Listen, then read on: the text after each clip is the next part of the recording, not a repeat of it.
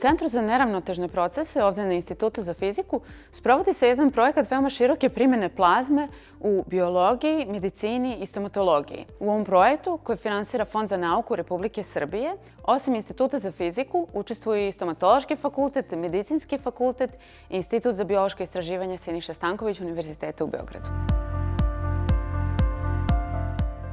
Projekat Apertain Biom je multidisciplinarni projekat koji okuplja tim medicinara, stomatologa, biologa i fizičara. Naš cilj je da koristimo neravnotežne plazme, hladne plazme, u primjenama u biologiji i medicini. Hladne plazme su savršena tehnologija za takve primjene iz prostog razloga što su to gasna praženja, ali je sam gas na sobnoj temperaturi i možemo da ga koristimo za tretmane osetljivih materijala, za tretmane ćelija, za tretmane biljnih kalusa i tretmane tečnosti, u ovom slučaju vode. Mi imamo nekoliko podprojekata i nekoliko puteva i ciljeva istraživanja u okviru ovog projekta, od kojih je jedan, na primjer, želimo da vidimo, jer je dokazano da voda aktivirana plazmom, znači istretiramo vodu plazmom, dobijemo tečnost koja je baktericidna i nije tako jednostavna hemijski da bakterije se brzo navikle i brzo razvile rezistivnost. Znači, jedan od ciljeva je da ispitamo da li se razvija rezistivnost nakon određenog broja primjena na plazma aktiviranu vodu. Onda drugi cilj nam je primjena plazme što putem plazma aktivirane vode, što direktno tretmanom biljnih ćelija kalusa, da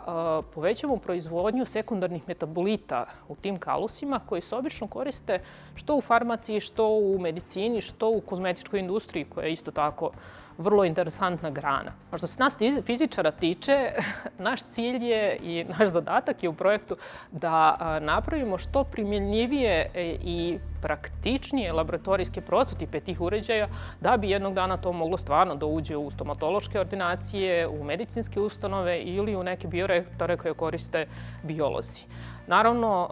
naš zadatak je fundamentalna fizika, da vršimo dijagnostiku tih pražnjenja, da one budu nakon toga jasno definisane i da možemo da napravimo, recimo, kao uputstva kako će industrija u jednom trenutku to moći da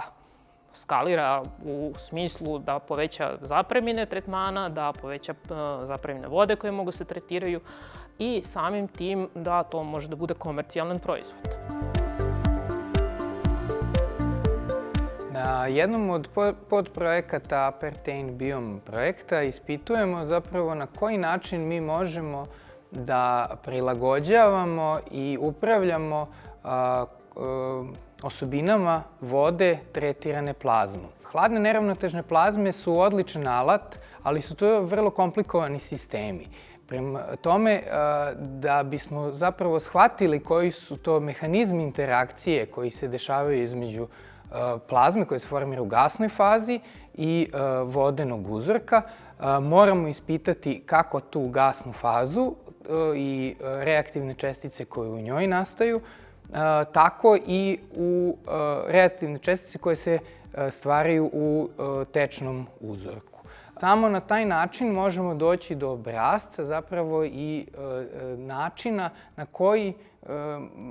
koji bismo mogli da prilagođavanjem osobina plazme zapravo prilagođavamo osobine našeg tečnog uzorka i time postignemo osobine onakve kakve bismo želeli da imamo u tretmanima bakterija ili biljnih ćelija. Zbog toga je u ovom projektu vrlo bitna uloga fizičara, nas koji ćemo ispitati detaljno i karakterisati kako plazme, tako i tečne uzorke.